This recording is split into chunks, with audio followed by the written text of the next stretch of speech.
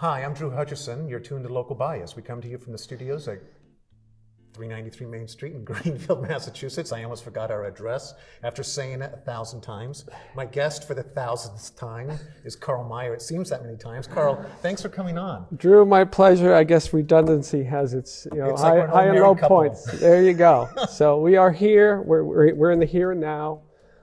And the river still flows backwards The sometimes. river. Let's talk about the Connecticut River. I mean, let's talk about the poop show that has been the FERC relicensing for the last 12 years. There's been some things happening, Drew, but I thought maybe I'd turn this around just for a second. And since we've spoken so many times, tell me what you know about the myths that the public carries about the Connecticut River. What do the people think about the Connecticut River? What are some of the things that that you've learned or haven't, or questions you have? Well, I mean, for the longest time, I just knew that the Connecticut River wasn't considered safe to fish in. That was when I, moved up here in 1976, because I like Very to fish, true. and I was told, don't fish in the Connecticut River. And that is true to this day. There's actually some new, down on the Bikeway Bridge between Montague and Deerfield, there's some new warnings about women consuming some of the fish. But, the fish that we can eat are the fish that come up from the ocean. The Dromaeus fish. There you go. Name two species. Well, salmon and shad. Salmon has been gone since 1809. Okay, well, the eels then. Are the eels? You're doing pretty good. American shad, blueback herring, American eel do come up, sea lamprey. So we have those. Cuddly creatures. There you go. So anything else? Any other of permutations? Well, I know that from my perspective, I know that it's greenwashing, the idea of the pump storage facility. I really don't know what most people think about it. It seems like, in fact, I think that most people don't think about the Connecticut River. Even though it affects everything. All our roads in this region have to account for the Connecticut River. You're either driving alongside it or you're driving over it where there are bridges. So it, by its nature, affects us in ways just like gravity does. We don't think about gravity all the time, but you're affected by it. We are affected by this river. And this river has a soul. You're making two great points here. Okay. The greenwashing of Northfield Mountain and the idea of gravity. It is neither clean energy, it is a wasteful energy, and it is an anti-gravity machine. So let's just start there. Okay. Drew, thank you. Right. We've gotten somewhere. I had no idea this was coming. I'm glad I passed. Northfield Mountain is a monstrous machine that sucks more water out of the river than it later dumps back in. It is a massive waste. It consumes 34% more energy than it later dumps back into the ISO New England power grid for a few hours. At a profit, though, for the shareholders. At a major profit. It's a huge subsidy. And if people want to know how Northfield Mountain, which will never produce a single watt of its own virgin energy, if they want to know how it actually runs and what the big subsidy is, just look up ISO New England real time, and which I did just before I came here this morning. ISO New England is massively oversupplied with energy, right? It's a market that's run by the major corporations, right? So today, right now, as we're speaking, about 11:10, 11:15 on a weekday, 61% of that is climate-killing natural gas, 23% is nuclear, a tiny little bit is hydro. Most of that actually comes from Canada, where the huge corporation that bought its way in here, public sector pension investments, a huge global operation came in here. 2016, bought it up, re-registered it in 2018 as a Delaware tax shelter, right? So, all right, so you have a giant subsidized thing because First Light, who runs these plants, buys the energy for cheap at night from ISO New England, gas grid, climate changing grid, the whole bit, sometimes for free, right?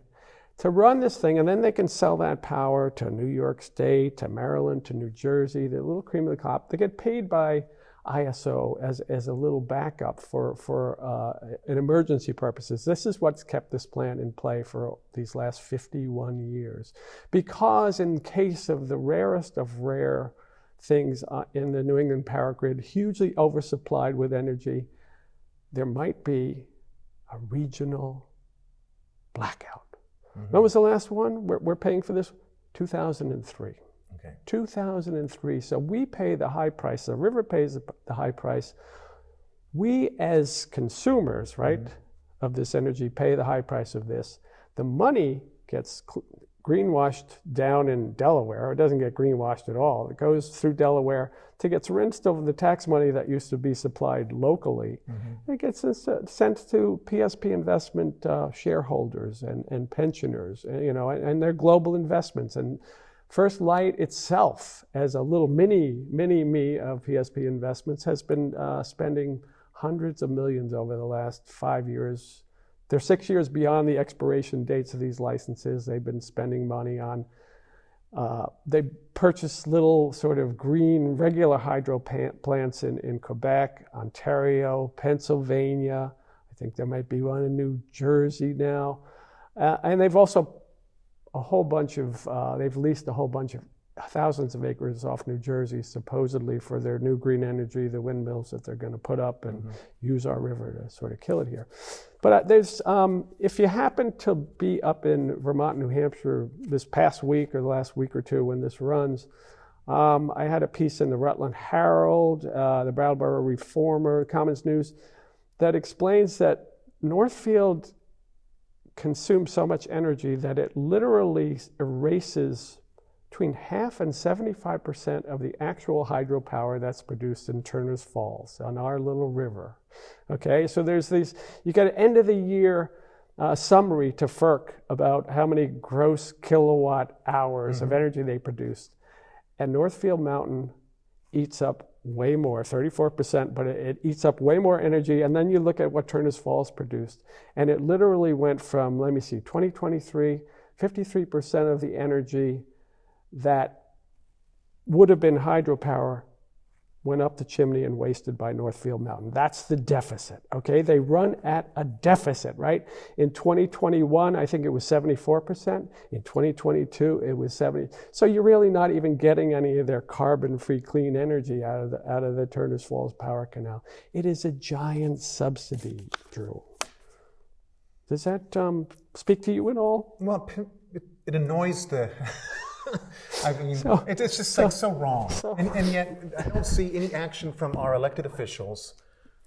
They seem to be missing. They seem to be missing on this. Drew, this is here we are. Yeah, back here we are. to this. Here we are. We show this almost every time. Every time. Okay, this is the river. This is what we're a backwater to Boston. Okay, right. And this is the Connecticut River running backwards. Right. Okay, Turner's Falls Industrial Park. The high school's down here. This would connect down to here. This is going up towards the French King Bridge, which is right here. That's the power lines by the French King Rock. Northfield is way up here.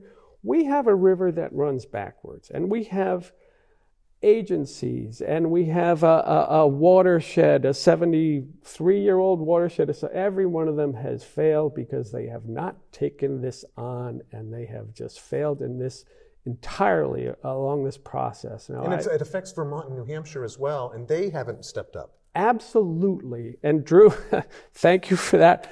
Part of the piece that it should be appearing here pretty soon, we have usurped their clean water rights, their rights to a living river. But essentially, they don't seem to care? I don't think they sort of understood, what they are entitled to, right? Because Northfield Mountain literally halts the river and sucks it backwards, right.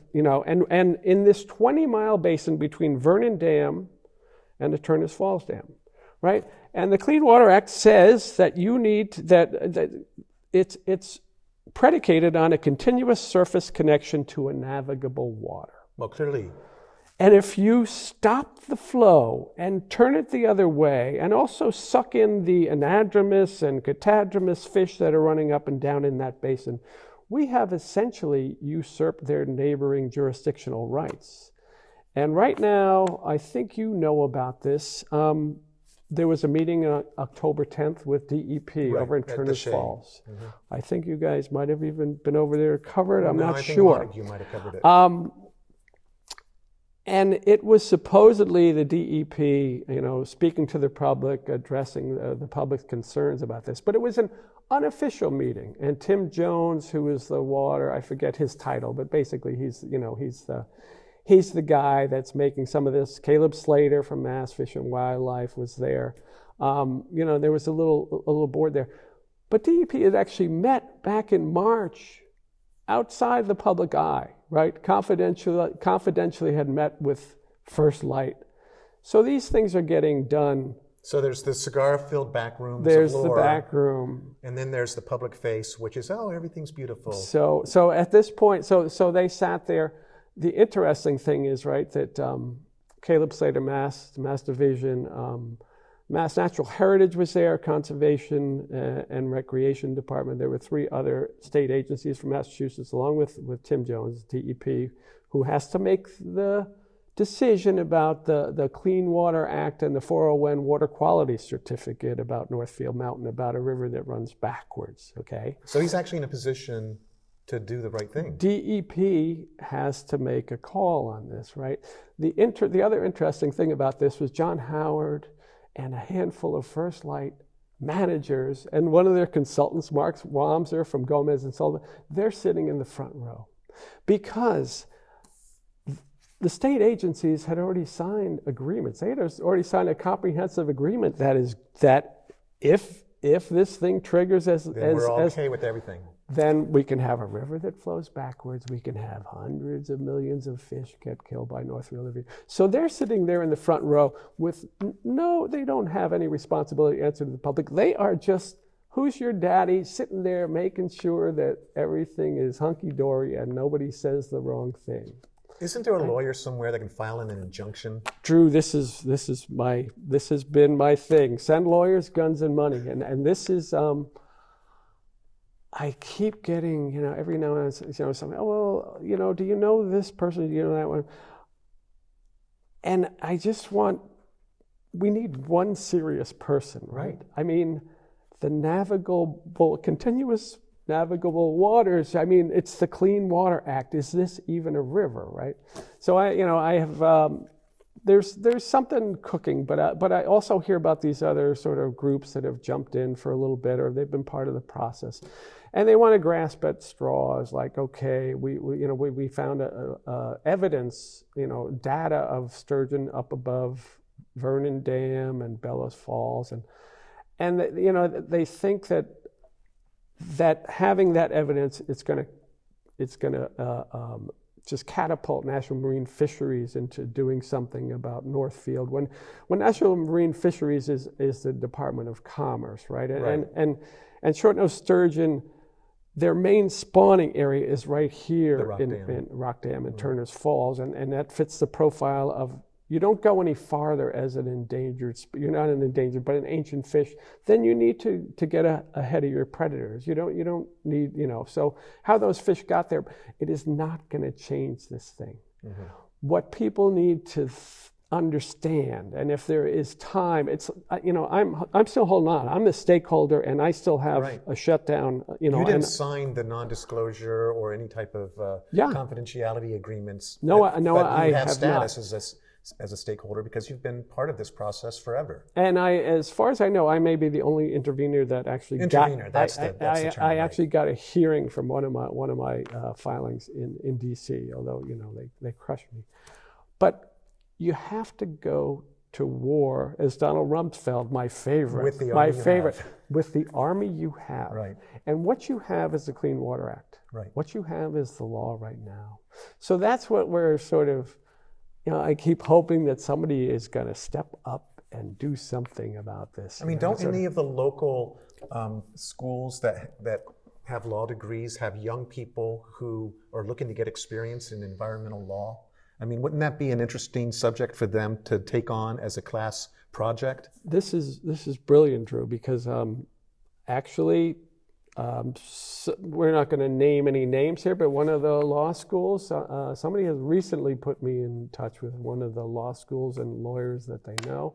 So, I'm going to keep yanking on. It's like having it's like hooking a whale at low tide with, with a 10-pound monofilament fishing tackle, Right. trying to haul this thing out. You don't just yank on it. But you're looking for somebody that really wants to fight, because otherwise. Well, the truth is on the riverside. The ultimate truth, but the ultimate truth is we're failing our kids. Right. We are, and you don't lay waste. This is the lifeblood of Western New England's 4-state ecosystem, Connecticut River. It gets cut off at the knees, right here at the bottom third of its flow, right at Northfield. And you can't call it a river. The funniest thing about the DEP meeting was all of a sudden they had to start. My first question was to my old boss. I said, my first question 12 years ago to you, John Howard, was about a river flowing backwards. I said, and it took us another 6 years to find out that at minimum it flows backwards regularly for 3 miles, but we don't even know the full extent of that. So it is just, and so they started. I forget, Jesse Leddick and maybe Caleb Slater from Mass Division. They all of a sudden, the river acts more like a lake here, in. So all of a sudden but it's a lake that flows backwards, gentlemen. Yeah, that's not a lake. That's not a lake. That's not a lake, and it's not a river. So so the appeal is gone out, but the monster lives here, Drew. And it's great, and I hope that Vermont and New Hampshire all of a sudden figure out, because the truth of the matter is they have negotiated with, I think, their Great River Hydro. I don't know who they're owned by. They may be Hydro-Quebec, but they've negotiated something called run-of-the-river natural flow out of Vernon Dam. Mm-hmm. It's almost non-lethal compared to the monstrous killing that Northfield does. So they are sending us a river. Right, and we're turning it into a monster. And we are pulling it right out of their hands. Well, and the thing is that we have to evolve as humans. I'm sorry, but we are connected to the whole world. And the Connecticut River has a soul. Every river has its own voice, has its own name. You're talking to me here. And we are connected to it. And why would you harm yourself?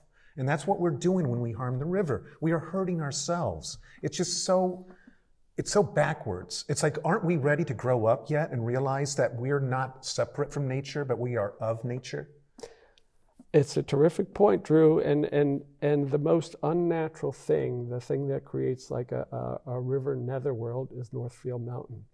And to the disgrace of, actually, we have some actual hydro, but it's not low impact hydro at Turners Falls, because you take the water out of the riverbed for 3 miles, but it's actual hydro. And the fact that you are wasting energy just upstream that gets sold to the highest bidder and erases that actual gravity-fed hydro for this anti-gravity, otherworldly machine, I find sinful. And as far as what you say about just a river having a soul and speaking to you, Northfield is a soulless place. One of the most soulful places I think that we do have nearby, that is starved by the way Northfield is run, is the Rock Dam. It is just, when there is water there, it is just magnificent. When you see people, you see men and some women fishing the fishing run like got done for thousands of years. It's a stunning place. It can raise the hair on the back of your neck. It's just so beautiful. We've turned the river into a commodity for a corporation. ISO New England is part of it, but the whole Boston-centric, we are a backwater, and the idea is to build several hundred miles out from here, right? These turbines, right, owned by big corporations.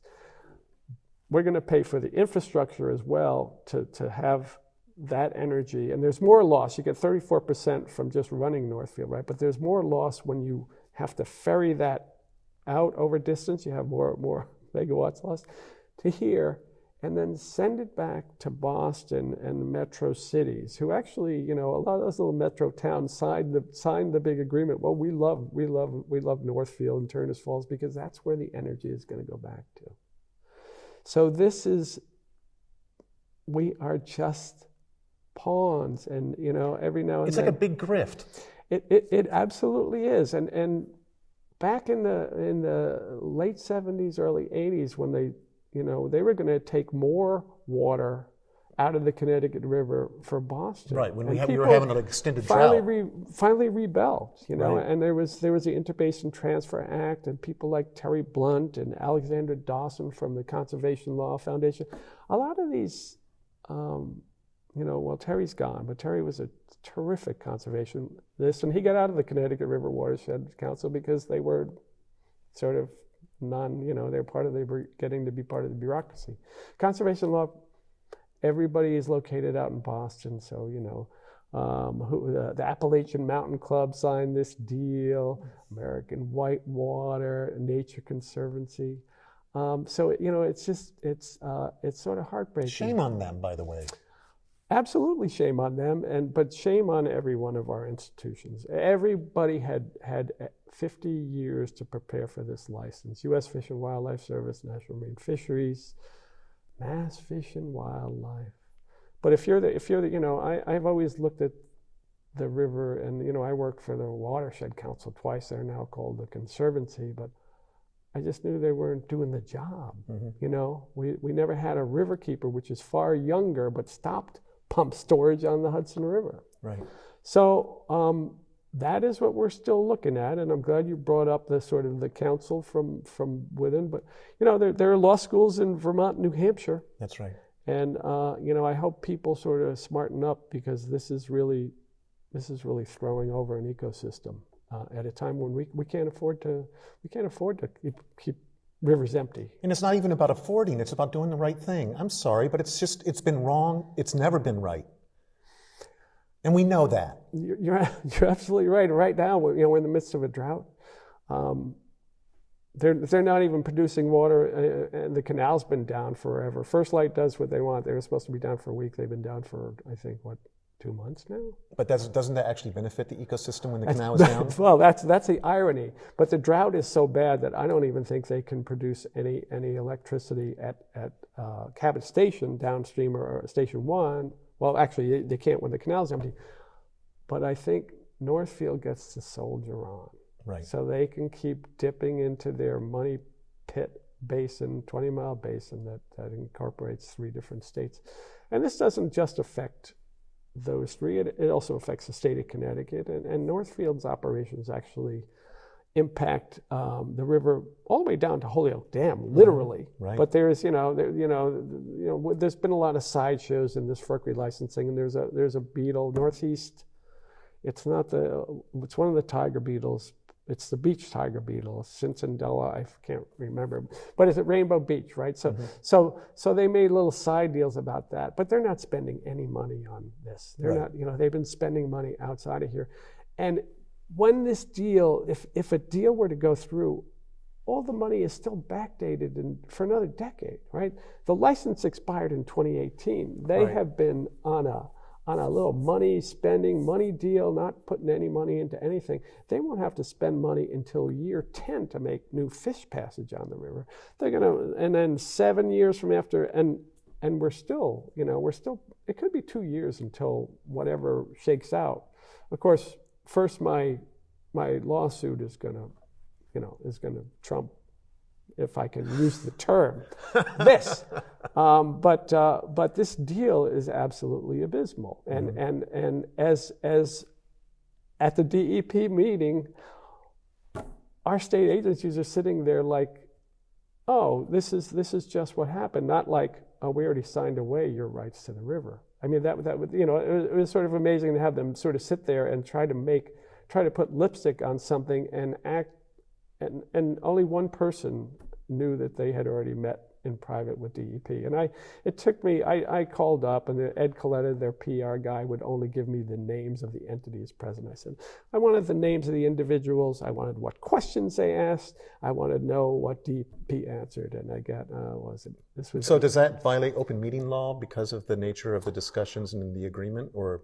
I'm not sure whether it seems like it might under state open meeting law. FERC allows it, but it was contended by Tim Jones, DEP's big guy, that the meeting was required. I said, no, it's not required. They can request a meeting, right? So this was all done undercover, and then they're sitting here like, well, this is how great we did, and the deal's there, and First Light's sitting right there, waiting for you to say the wrong thing. Who's your daddy, people? So this is why we need the big guns, lawyers, guns, and money, Drew. Right. Well, let's hope that someone hears this interview and is able to take some action. If people are interested in your writing, because you are an environmental journalist, you have a blog that's... I had a blog. It sometimes comes up when I do emailing, Karl. It went down 3 or 4 years ago. The person died. I would have had to gone through all this crazy stuff to get the rights back, to buy rights back to the blog. I would have had to ask the person whose spouse had died to do all this stuff. So my blog died, Drew. Okay. But if you want to read anything, just Karl Meyer, Connecticut River. And you will find articles. Yeah, from the Rutland Herald and the Brattleboro Reformer. And the Recorder and the Gazette, Right. and Commonwealth Beacon, the Boston Magazine, and of course us. Right. We've been here. There's old stuff from the Worcester Telegram. So I'm not hard to find. If you're a lawyer, I'm your man. Come talk to me. Because you got the goods. We got the. This we is do have the goods. This is winnable. It's like make your career. I mean, otherwise we just have a lawyer, a legal corporate state that, what is that? What do you call what we have now? There's got to be a name for it, but I don't know. We have to give it one, I guess. Well, we'll have to discuss that at a future episode, because we've just about run out of time, and I'm going to wrap things up. Is there anything extra that you would like to share with the viewers before we go? The Connecticut River needs a few serious people to step up at this time. Okay, I agree. Thank you for joining us. I'm Drew Hutchison. My guest has been Karl Meyer, and we've been discussing the Connecticut River. As you know, it's our river, and we're obligated to take care of her. Thank you very much for joining me. Thanks, Drew. Thank you.